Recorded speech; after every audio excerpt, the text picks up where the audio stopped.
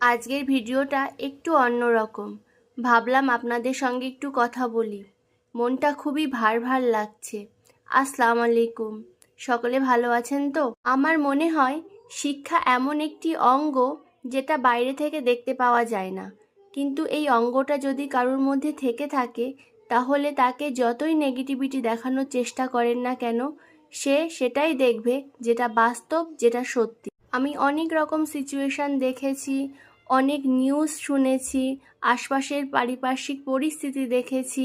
তবুও আমার এটাই মনে হচ্ছে যে একজন ভারতবাসী তার নিজের জীবন দিয়ে আর একজন ভারতবাসীর জীবন রক্ষা করার চেষ্টা করেছিল।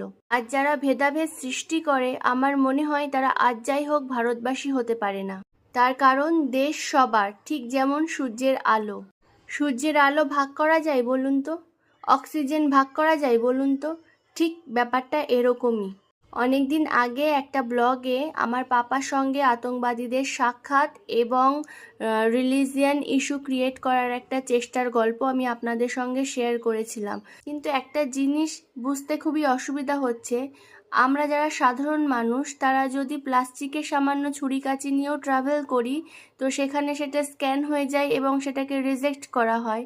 সেক্ষেত্রে একটা ট্যুরিস্ট প্লেস, আর এত ফেমাস একটা ট্যুরিস্ট প্লেস, সেখানে কিভাবে এটা সম্ভব হলো?